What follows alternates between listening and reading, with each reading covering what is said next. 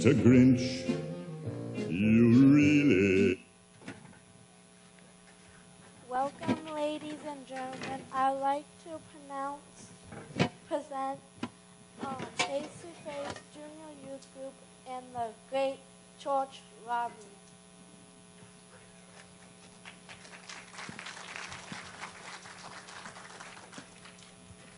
Dr. Seuss, as you know, once told a child's fable about the Grinch who was quite unable to steal the cheer the holiday brought, and about the lesson he was taught.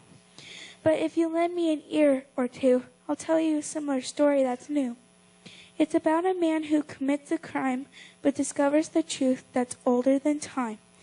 It's a prime example of intellectual snobbery in which came to known as the Great Church Robbery. As the church was known for its love and affection, and they invited folks from every direction. But to one namer named DeWitt, their invitations didn't matter one bit. DeWitt hated them for their Christian religion. He held no love, not even a smidgen. He considered their pastor to be a big fake, and their clanging church bells made his head ache. Though he felt that way not because of his head, but the fact that his soul was spiritually dead. So with a heart full of meanness and doubt, he watched Sunday morning as their service let out. Staring out of his window with a cold, ugly sneer at their warm handshakes and smiles full of cheer. "They'll all be returning," he said with a bark, "for tonight's service as soon as it's dark, and then with their worship they'll raise a commotion. But what it's about, I haven't a notion. They'll set that big church bell to ringing. Then they'll all begin praying and singing. They'll pound the piano and organ too. But why they must do it, I haven't a clue. Why, for too many years I've put up with this stuff. It's driving me crazy. I've had quite enough." As he got angry thinking of how they would do it, he suddenly snapped, "I must put a stop to it. Without all their church stuff," he went on with a growl, "their bright, happy mood would quickly turn foul." Then a wicked idea hit his wicked old brain. "I'll pretend I'm a blind man with dark glasses and cane. I'll steal all their things, and if anyone spies me in my clever get-up, they won't recognize me." Yes, he felt quite proud and thought himself wise. So armed with a plan and a tricky disguise, he cranked up his pickup and took off with a lurch and pulled it up to the back door of the church. Determined that his entry nothing would block, he used a screwdriver to jimmy the lock. "This is too easy," the fake blind man hissed as he tiptoed inside, cane clenched to his fist. Then he lowered his glasses and peered all around to make sure that no one was there to be found. "These speakers," he said, "are the first things I'll steal," as he loaded them into the truck, the old heel. Then he ripped up and threw out the pads on the pews. Yes, he took every comfort and instruments too.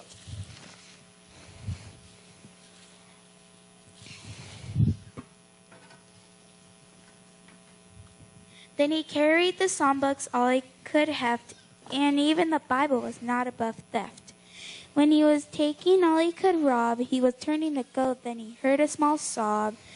Grabbing his cane, he spun in a whirl, and there stood by the altar a tiny young girl. "Who's there?" he asked while tapping the cane. "You see, I'm quite blind, and I don't know your name." "My daddy's the pastor, and I'm Mary Sue." Then with a trembling voice she asked, "Who are you?" "Just a friend," he said. "No need to fear."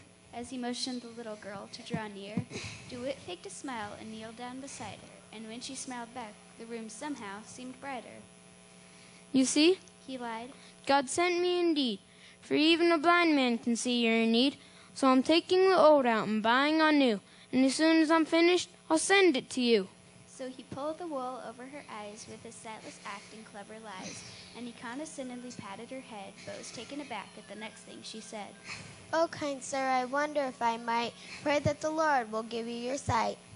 And before he could answer or move out of the way, she laid her small hands on his brow to pray. "Dear Jesus, I thank you for being so kind, and I ask that you touch this man who is blind.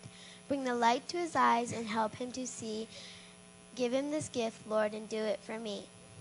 And when she had finished, his throat was all dry, and behind his dark glasses a tear dimmed his eye, and conviction had fallen on him like a great weight, but he croaked, "Thank you, dearie, but now I will be late.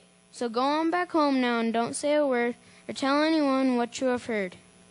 And as he watched the pastor's child depart, he felt a strange tug down deep in his heart. But he shook it off with a snort and a shrug, and as he was leaving, he threw out the rug. It was 6:30. Soon the church would be full, so he cranked up the pickup and away he did pull. Up the winding dirt road to the top of the hill, he drove with their stuff, which then he would spill. When he came to the top, it was getting quite dark. As he drove toward the cliff and put it in park, he jumped out of the truck and strode to the ledge, and stood looking expectantly over the edge. They know by now, He said with a grin, that their services there have all been done in. They're wailing and moaning, and they'll all shed a tear. That's something said DeWitt. that I wish I could hear. But he could hear a sound quiet and low, rising up from the church in the valley below. But this sound wasn't tearful. Why, it sounded quite cheerful. Everyone there, to the smallest fellow, was singing their favorite song a cappella. He hadn't stolen their joy, it remained. In spite of their losses, they worshiped the same. Maybe their joy doesn't come from what's done. Perhaps He smiled. it comes from someone.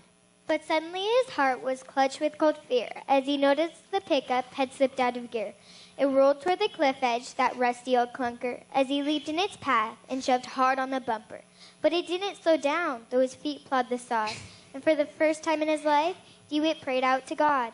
Lord, I know I was wrong all these church things to take, so save them, and me also, for Jesus' sake. And the light of heaven shone in as DeWitt was born again. And he felt a strange power he did not feel before, as he found the strength of Samson and more. He stopped that old truck and turned it around. Then he hopped up inside and drove down to the town. He pulled up at the church and brought back what he took, each musical instrument and every songbook. Then he went to the altar, and beside it he knelt, as he praised the Lord Jesus for the peace he now felt. And he hugged Mary Sue as she climbed on his knee, for her prayer had been answered, and now he could see.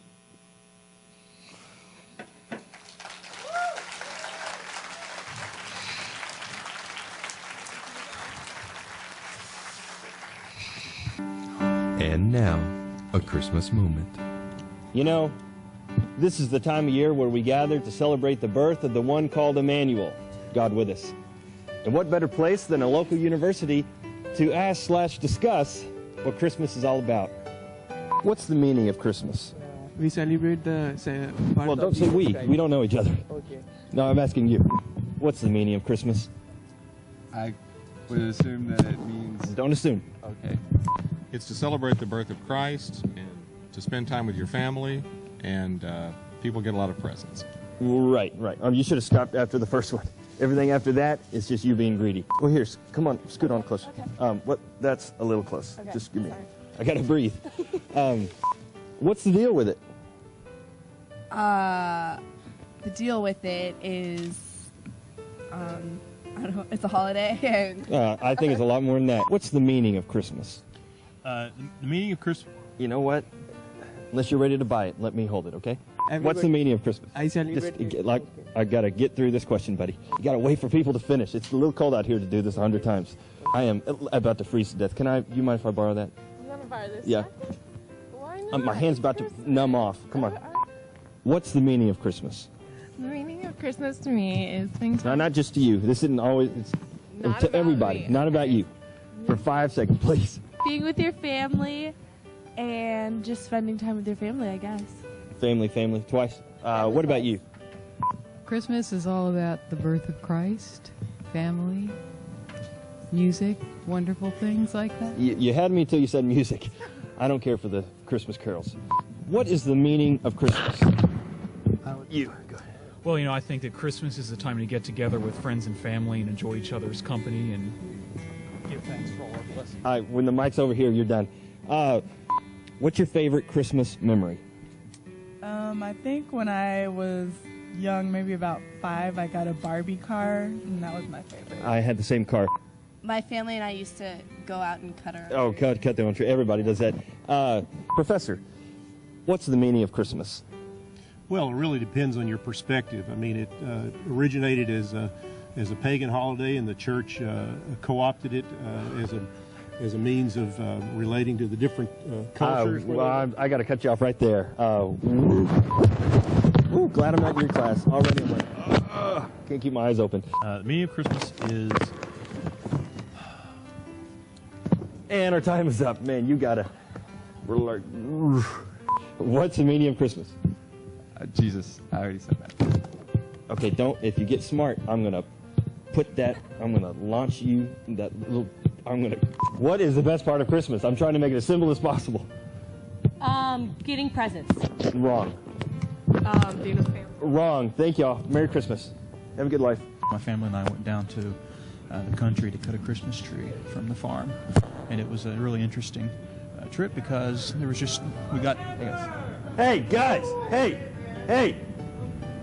Save it for the dorm, buddy. Hold on. Hold that. Come on. No, you do not touch that. That's called cashmere, man. Huh? Do not touch that, pal. So I hope that you know the real meaning of Christmas and that you all have a happy and safe Merry Christmas. You came to give your life away. My sins you have erased. With your precious blood you showed your unfailing love, and I will never be the same. Forever I am changed. Jesus, sit enthroned upon my heart with everything you are. Come live your life in me, reign supremely. I'm not just giving you my sin, but everything within.